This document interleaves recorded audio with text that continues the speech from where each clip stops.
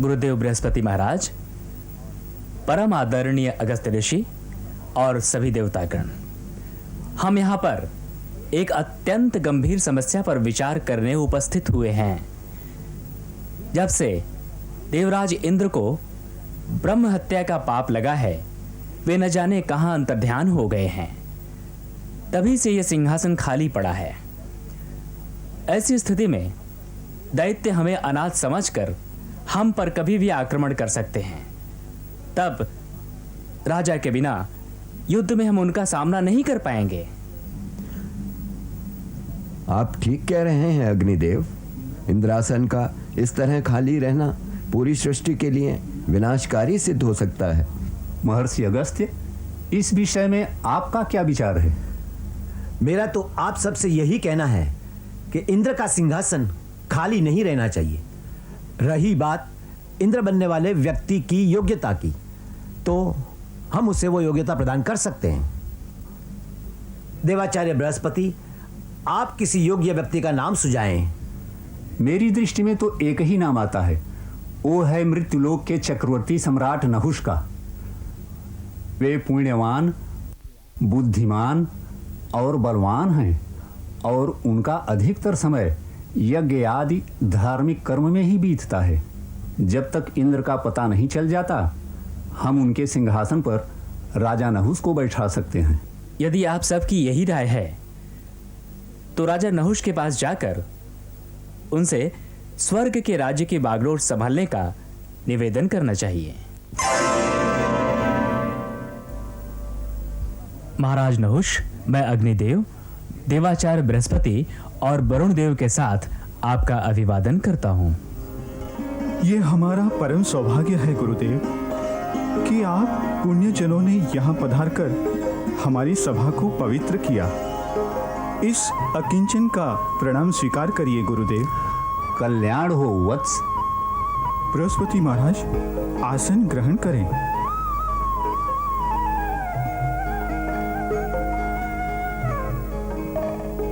आज्ञा करें गुरुदेव। सुनो राजन, देवलोक में काफी समय से इंद्र का सिंहासन खाली पड़ा हुआ है। हम सभी ने यह निश्चय किया है कि आपको उस सिंहासन पर बैठाएं। ये कैसा आदेश है प्रभु? इस अकिंचन में वैसी सामर्थ्य कहाँ कि देवलोक के सिंहासन पर बैठने का साहस कर सके? हम आपको सामर्थ्य प्रदान करेंगे राजन। हाँ राजा नहुष, हम अपनी तपस्या का फल आपको प्रदान करेंगे। साथ ही हमारा यह आशीर्वाद है कि जो भी व्यक्ति आपके सामने आएगा उसका तेज आपको प्राप्त हो जाएगा। समय की मांग यही है राजन कि आप इस उत्तरदायित्व को संभाल लें। यदि ऐसी बात है गुरुदेव, तो हम आपकी आज्ञा का अवश्य पालन करेंगे गुरुदेव। महाराज नहुष की जय, महाराज नहुष की जय। तुम हो महान, हे इंद्र, ज्ञान बल के सागर। तुम सकल परम ऐश्वर्य युक्त, हे परमेश्वर। व्यवहारों में पुरुषार्थ शक्ति लहरे, हर हर। सुख के मंगलमय बादल बरसे धरती पर। तुम हो महान, हे इंद्र, ज्ञान बल के सागर।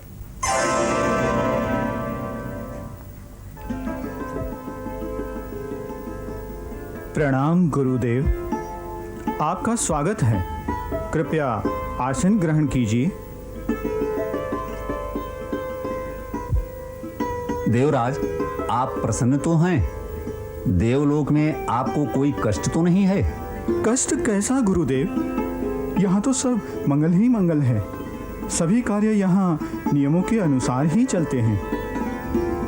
ये स्वर्गलोक है देवराज, अतः एक बात ध्यान में रखना, यहाँ पहले अर्जित किए गए पुण्यों का फल भोगा जाता है। सुखों का भोग यहाँ का प्रधान गुण है, इसीलिए विलासी बनकर पुण्य गंवाने में भी यहाँ देर नहीं लगती। अतः हे राजन, आप अपनी बुद्धि को स्थिर रखकर पाप कर्मों से बचे रहना। गुरुदेव, आपके इस कथन को हम सदैव याद रखेंगे। प्रणाम गुरुदेव। आपका कल्याण हो महारानी शची। आसन ग्रहण करें। आपने यहाँ आने का क्यों कष्ट किया? हमें बुलवा लिया होता। हमारा इतना अधिकार अब कहाँ रहा गुरुदेव। हमारे पति अब न देवेंद्र रहे और न हम इंद्राणी। व्यर्थ की चिंता मत करो देवी, आपके पति का इंद्र पद कहीं नहीं गया है। फिर महाराज नहुष? महाराज नहुष देवराज हैं, किंतु तभी तक जब तक महाराज इंद्र का पता नहीं चल जाता अथवा वे वापस नहीं आ जाते। क्या ये सच है गुरुदेव? हमने तो समझा था कि आपने सदैव के लिए महाराज नहुष को देवलोक का राजा बना दिया है। किंतु ऐसा समझने का तो कोई कारण नहीं है देवी। कारण है आचार्य। हमारे पति ने आपका अपमान किया था और बाद में वे महर्षि विश्वरूप को अपना आचार्य बनाकर ले आए थे। ऐसा मत कहो इंद्राणी, इंद्र ने हमारा अपमान भूल से किया था। रहा प्रश्न महर्षि विश्वरूप के ले आने का, सो हमारी अनुपस्थिति में धर्म कार्य रुक तो नहीं सकते न देवी। इसी प्रयोजन से वे उन्हें ले आए थे। यदि इंद्र ने उन्हें अपना गुरु बनाया होता तो विश्वासघाती सिद्ध होने पर वे उनका वध न करते। वृत्रासुर का वध भी उन्होंने भगवान की इच्छा जानकर और देवताओं के कल्याण के लिए किया था। तो क्या गुरुदेव आपके मन में उनके लिए तनिक भी रोष नहीं है? शची, आपके पति हमारे सबसे प्रिय शिष्य हैं और उनकी इस दुर्दशा का हमें बहुत दुख है। ऐसा कोई पाप नहीं जो सच्चे हृदय से किए गए प्रायश्चित से न धुल सके। यदि इंद्र हमारे पास आते तो हम उनसे ब्रह्म हत्या का प्रायश्चित कराते, किंतु वे तो कहीं जाकर छिप गए। गुरुदेव, इसलिए तो हम स्वर्ग में रहते हुए भी हर क्षण नरक के दुख का आभास करते हैं। ऐसा न कहो देवी, हम सब मिलकर इंद्र को ढूंढ रहे हैं। आपकी बातों से हम आश्वस्त हो गए गुरुदेव। अब आज्ञा चाहूंगी।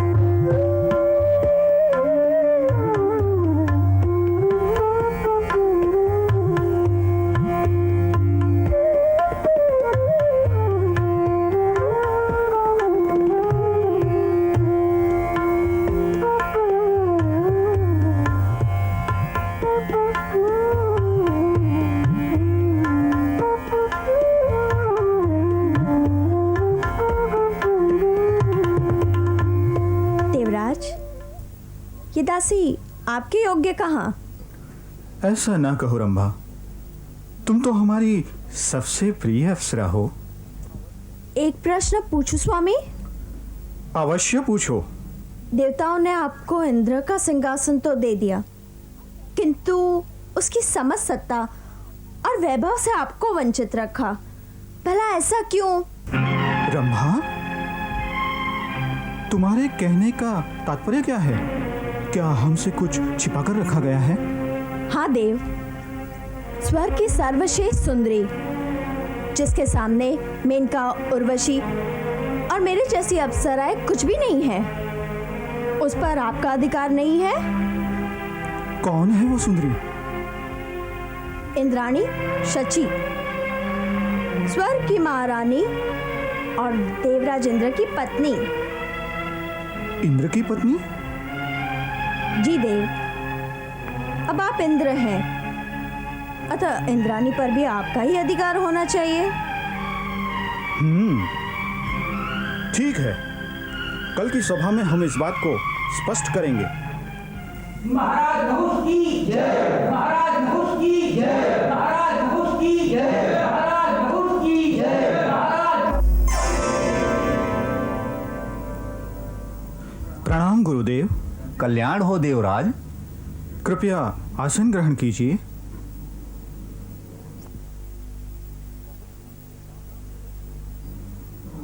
बहुत दिनों के बाद आपके दर्शन हुए हैं। हाँ देवराज, हम इंद्र की खोज में निकल गए थे। जैसे जैसे समय बीतता जा रहा है, इंद्र की पत्नी शची की बेचैनी बढ़ती जा रही है। धन्य है गुरुदेव, आप भी बड़े दयालु हैं। जिस शिष्य ने भरी सभा में आपका अपमान किया, जिसके सिर पर छल कपट से की गई 2-2 ब्रह्म हत्याओं का पाप मंडरा रहा हो, उसी के लिए आप इतने चिंतित हैं? क्यों न हो, आखिर वे देवराज इंद्र जो हैं। देवराज, ये आप क्या कह रहे हैं? देवराज कहकर हमारा उपहास ना उड़ाएं आचार्य। हम तो व्यर्थ में ही यहाँ आकर किसी दूसरे व्यक्ति के सिंहासन पर बैठ गए हैं। ऐसा न कहें देवाधिदेव, ये पद और सिंहासन आपका ही तो है। आप ही हमारे देवराज इंद्र हैं। हाँ देवराज, अग्निदेव ठीक कह रहे हैं। गुरुदेव, यदि अग्निदेव ठीक कह रहे हैं और यदि हम ही देवराज इंद्र हैं, तो आपको किसी और इंद्र की खोज करना बंद कर देना चाहिए।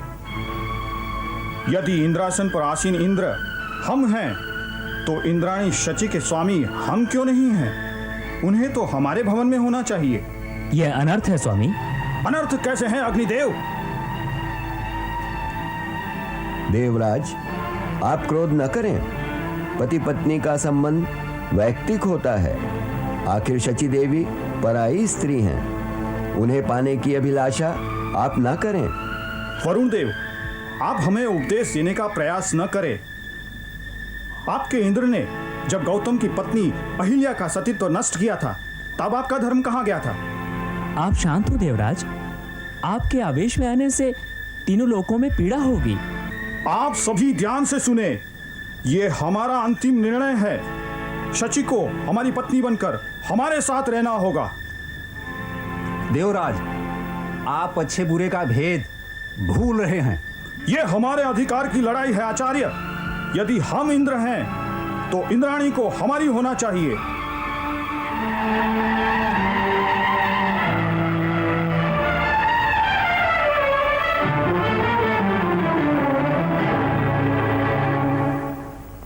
हे माता, ये कैसा धर्म संकट आ पड़ा है।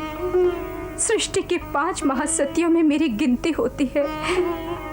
अपने पति के अतिरिक्त कभी किसी पराये पुरुष का विचार तक मेरे मन में नहीं आया। और ये नहुष देवलोक के राजा बनकर घमंडी हो गए हैं। धर्म और अधर्म का अंतर भी वे भूल गए हैं। हे माता, मेरी रक्षा करो, मेरी रक्षा करो माँ। ये क्या देवी, तुम रो रही हो? ये समय रोने का नहीं, वरन विवेक से काम लेने का है। अपने भाग्य पर अब रोने के अलावा मैं कर ही क्या सकती हूँ गुरुदेव। नहुष ने समाचार भेजा है कि मुझे उनको पति के रूप में स्वीकार कर लेना चाहिए। ये तो अनर्थ है प्रभु। क्या देवलोक में कोई भी इसका विरोध करने वाला नहीं है?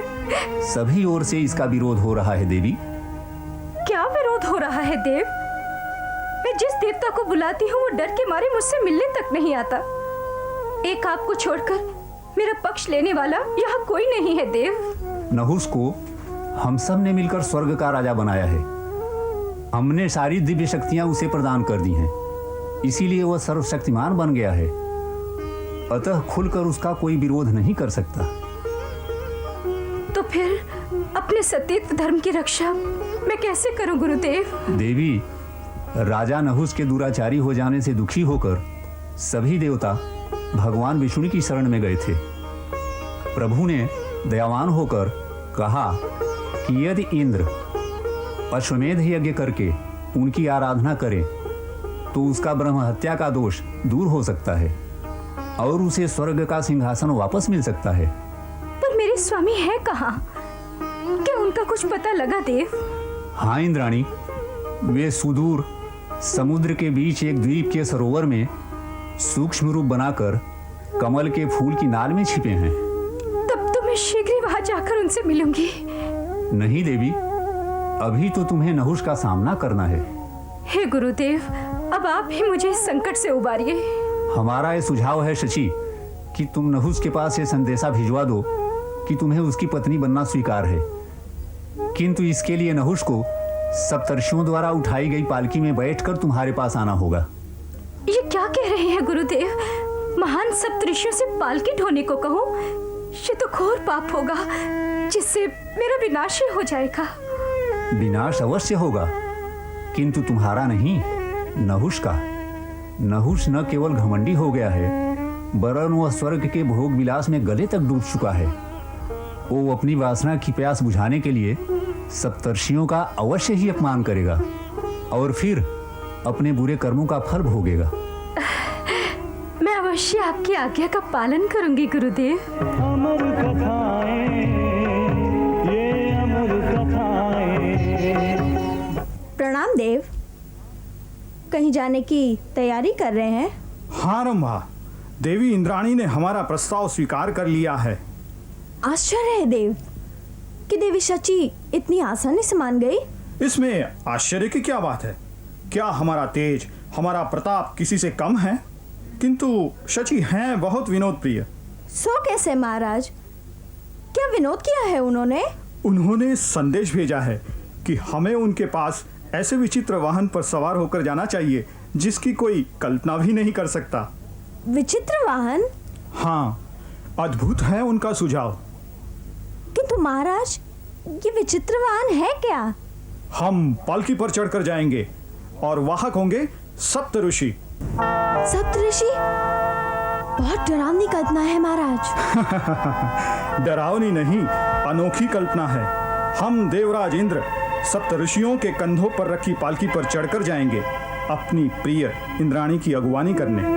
नहीं देव नहीं, ये ठीक नहीं हो रहा है। सप्तऋषि परम आदरणीय और पूजनीय हैं। आपसे प्रार्थना है कि आप ऐसा कोई काम न करें जिससे उनका अपमान हो। तुम मूर्ख हो रंभा, ये बात तुम्हारी समझ में नहीं आएगी।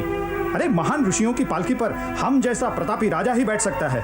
देवराज की जय हो। सप्तऋषि पालकी लेकर आ गए हैं। हम अभी आए दासी। अब देखना रंभा, अपने स्वामी की शोभा यात्रा।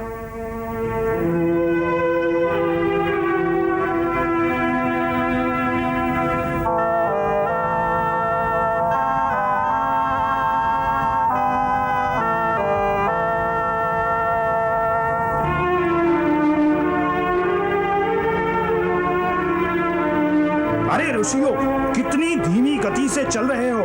ऐसे तो हमें शची के पास पहुंचने में युगों बीत जाएंगे। और तेज चलो, और तेज चलो। सबकी गति से आगे बढ़ो, सबकी गति से आगे बढ़ो। अरे मूर्ख ऋषि, तू तो हमें नीचे ही गिरा देगा। जरा ठीक से चल, नहीं तो। अरे मूर्ख मनुष्य, तेरी पुण्य चूक गई। काम, क्रोध और मद के वश में होकर तू अपने पद की गरिमा खो बैठा है।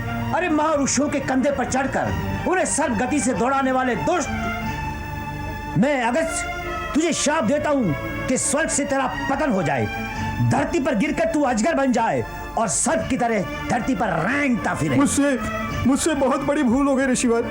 मेरा अपराध अक्षम्य है। मैंने आपका ही नहीं, अन्य सभी सप्त ऋषियों का भी अपमान किया है। किंतु देव, मेरे अपराध का इतना बड़ा दंड मुझे न दे। हमारा शाप असत्य नहीं हो सकता नहुष, किंतु आज से 10,000 वर्ष बाद द्वापर युग में वन में जब तुम्हारी भेंट धर्मराज युधिष्ठिर और उनके भाई भीम से होगी,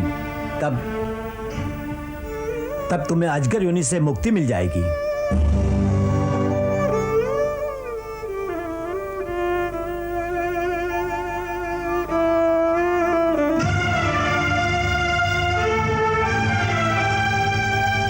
ऋषिवर, सदा सौभाग्यवती रहो। आप धन्य है ऋषिवर। आपने मेरे सतीत्व धर्म की रक्षा की है। मैंने कुछ नहीं किया देवी, मैं तो एक निमित्त मात्र हूं। मनुष्य का पतन तो अपने दुष्कर्मों से होता है। कल्याण हो देवी।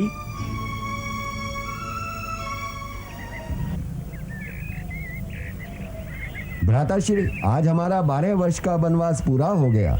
हाँ अनुज।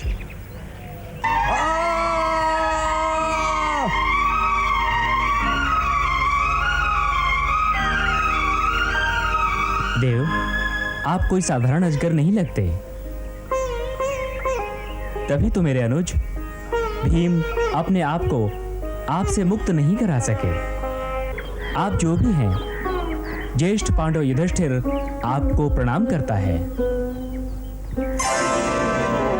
सुनो वत्स, मैं तुम्हारा ही एक पूर्वज नहुष हूँ। अपनी मूर्खता के कारण 10,000 वर्ष पहले अगस्त्य मुनि के श्राप के कारण इस गति को प्राप्त हुआ था। आज तुमसे मिलकर मैं उस श्राप से मुक्त हो गया हूँ। ये तो हमारा सौभाग्य है देव कि आज आपके दर्शनों का अवसर हमें प्राप्त हुआ। वत्स, तुम तो स्वयं धर्मराज के अंश हो। मेरे मन में एक शंका अभी तक बनी हुई है कि गुरु बृहस्पति और समस्त देवताओं ने मेरे पुण्यों के कारण मुझे धरती से ले जाकर स्वर्ग का राज्य सौंप दिया। फिर मेरी बुद्धि कैसे भ्रष्ट हो गई, जिसके कारण मुझे 10,000 वर्षों तक अजगर बनकर धरती पर जीवन बिताना पड़ा। महाराज नहुष, आप जब तक धरती के राजा थे तब तक माया आपके वश में थी, किंतु स्वर्ग पहुंचकर आप स्वयं माया के वश में हो गए।